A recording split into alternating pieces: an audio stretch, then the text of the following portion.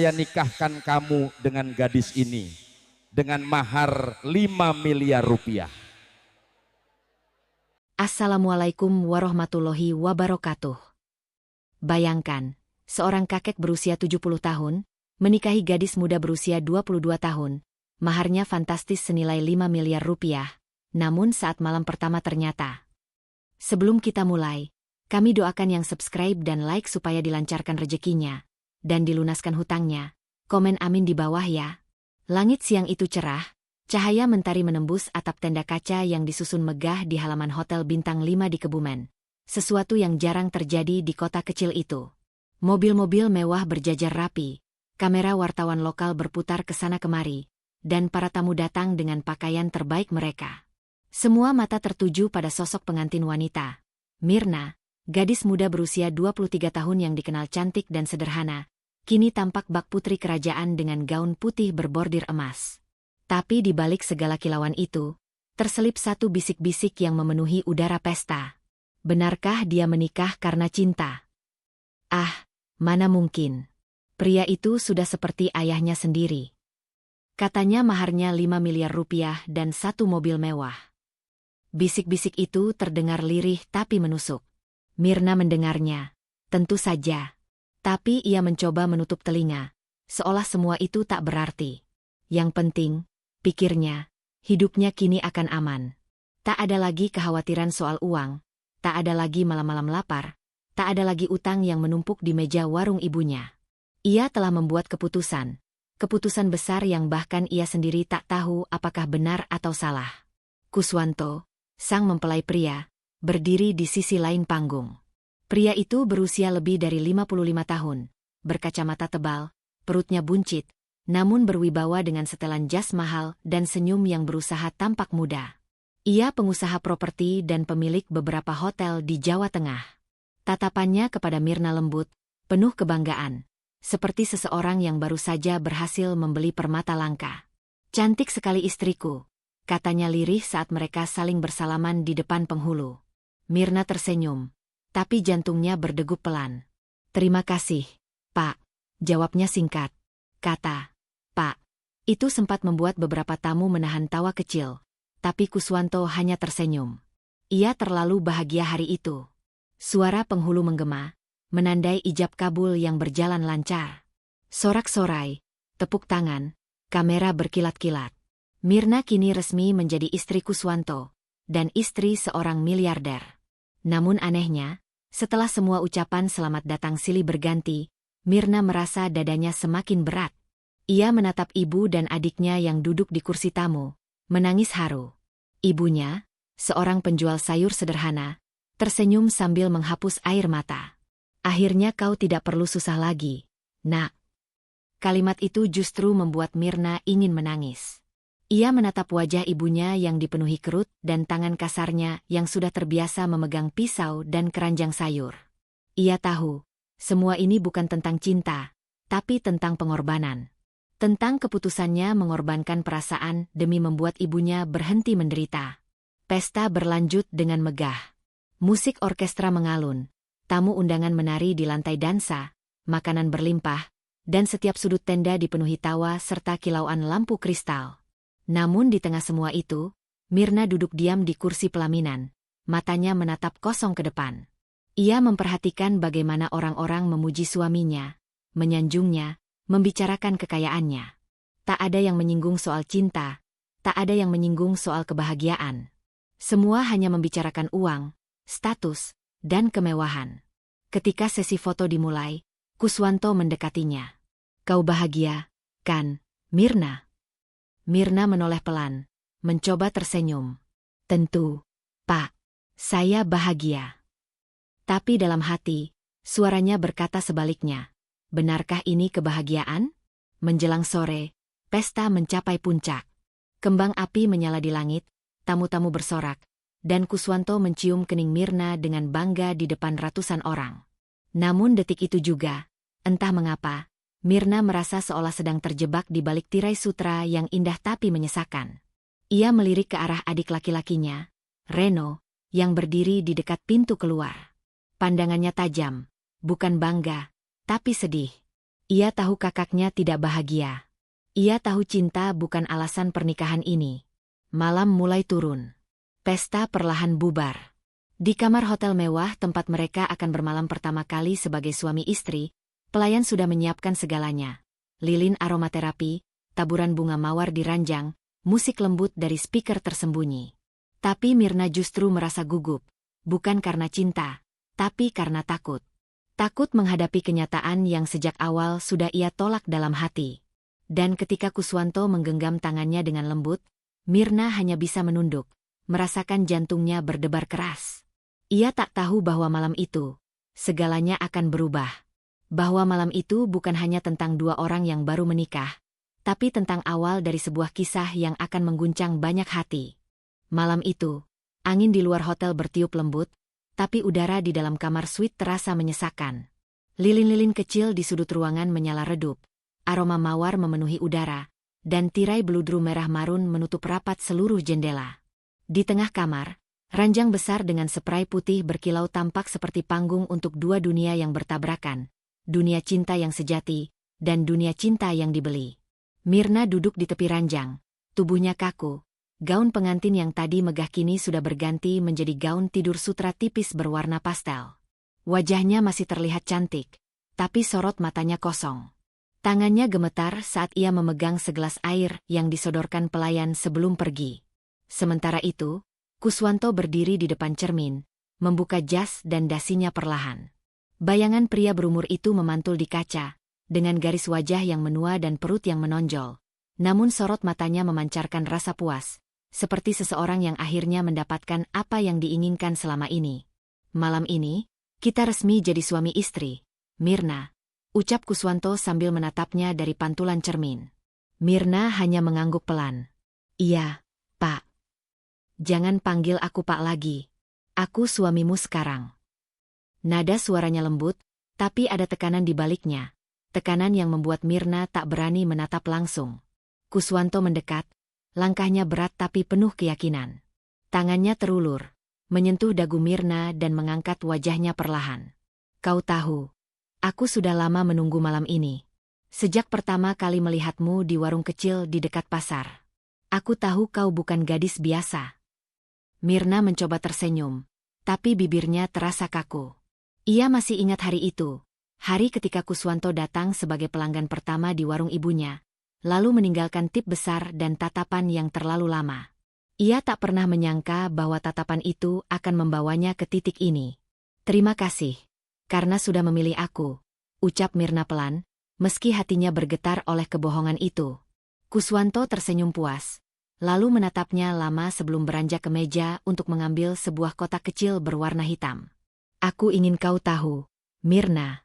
Aku tak hanya ingin memberimu uang atau harta.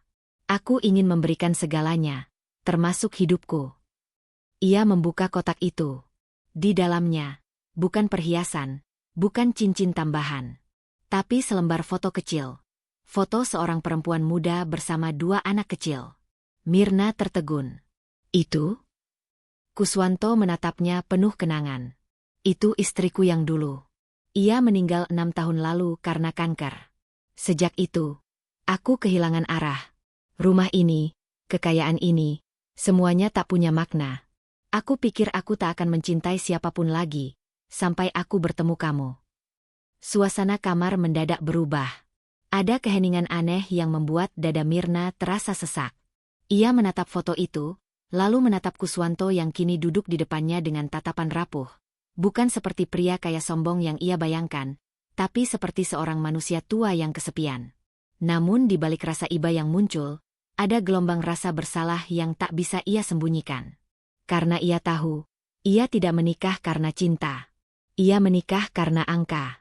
Karena 5 miliar dan mobil mewah itu telah membungkam logika dan rasa. Aku tahu, Mirna, mungkin kau belum mencintaiku. Tapi aku tidak marah, kata Kuswanto lirih, suaranya mulai bergetar. Cinta bisa tumbuh, kan? Aku hanya ingin kau jujur pada dirimu sendiri. Jangan berpura-pura bahagia, karena aku tahu bagaimana rasanya kesepian. Ucapan itu bagai tamparan halus di hati Mirna. Matanya berkaca-kaca tanpa bisa ia tahan. Ia menunduk, Jemarinya saling meremas di pangkuan. Untuk pertama kalinya, ia merasa pria itu bukan hanya suami tua kaya yang dibicarakan orang, tapi seseorang yang juga terluka. Kuswanto kemudian bangkit, berjalan ke arah balkon, dan membuka pintu kaca besar. Angin malam masuk, membawa udara segar. Ia menatap langit gelap yang bertabur bintang.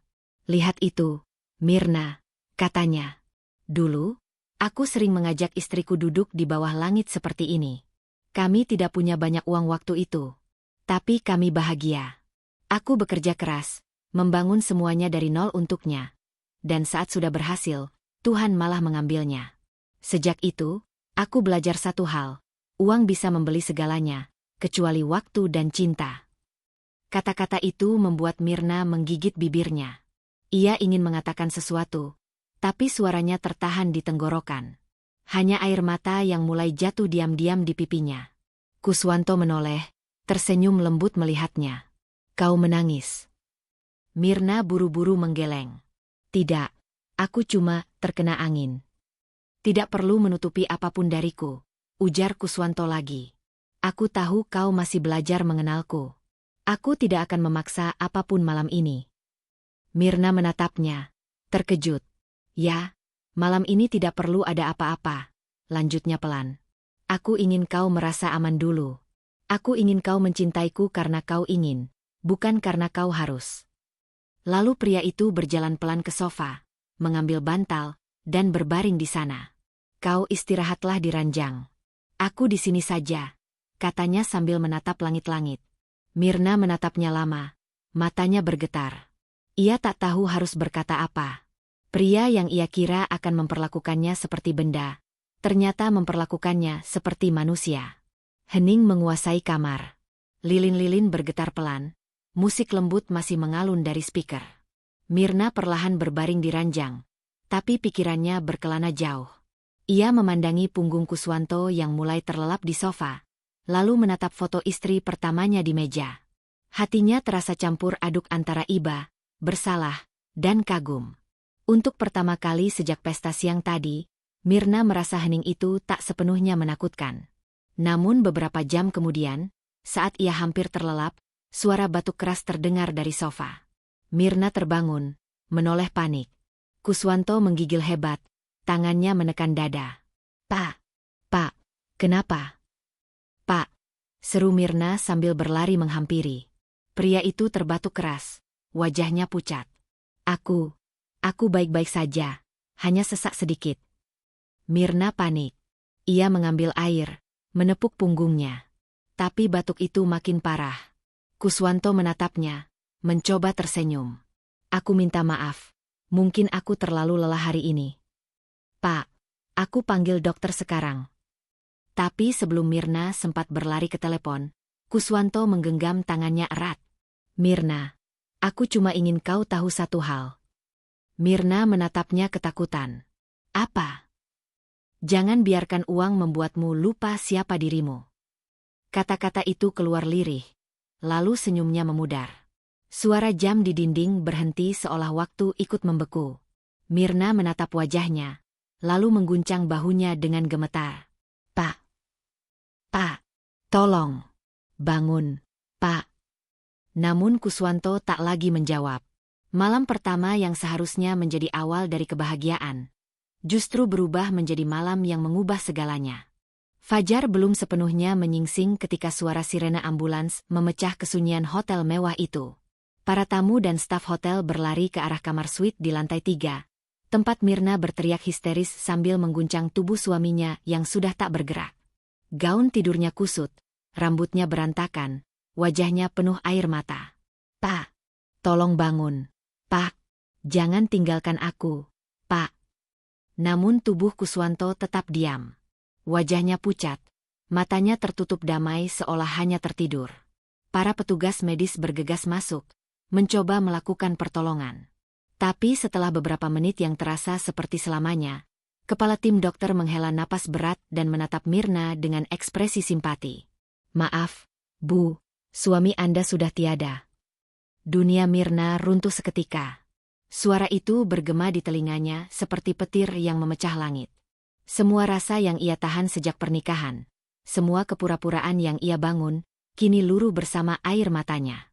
Ia terduduk di lantai, menatap wajah Kuswanto yang sudah ditutupi kain putih, tak percaya bahwa malam pertama mereka berubah menjadi malam terakhir. Berita kematian Kuswanto menyebar begitu cepat. Dalam hitungan jam, media lokal hingga nasional menayangkan kabar itu. Pengusaha properti terkenal, Kuswanto, meninggal mendadak usai pernikahan megahnya. Nama Mirna sontak jadi sorotan. Wajahnya terpampang di televisi, di media sosial, di berita daring. Komentar publik pun membanjiri. Ada yang menyalahkan, ada yang berspekulasi, ada yang mencibir. Pasti nikah karena harta. Kasihan, baru menikah langsung janda. Jangan-jangan, dia penyebabnya. Mirna membaca komentar-komentar itu dengan mata bengkak. Ia menyesal, tapi juga bingung. Hatinya hancur, tapi pikirannya tak berhenti bertanya.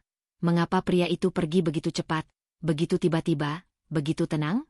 Pagi itu, langit Kebumen diselimuti kabut tipis. Di pemakaman keluarga besar Kuswanto, daun-daun berguguran pelan, seolah alam pun ikut berkabung. Di hadapan nisan batu marmer putih bertuliskan, Kuswanto bin Rashid, 1957-2023, Mirna berdiri dalam diam. Wajahnya pucat, namun matanya tenang, seperti seseorang yang akhirnya menemukan kebenaran meski harus terluka dalam prosesnya. Ia menunduk, menggenggam selembar surat lusuh di tangannya. Surat terakhir yang ditemukan di bawah tumpukan buku harian Kuswanto di rumah Karangrejo. Surat itu berbeda dari yang lain, karena ditujukan bukan untuknya sebagai anak, tapi untuknya sebagai pewaris nama besar seorang ayah yang menanggung dosa masa lalu.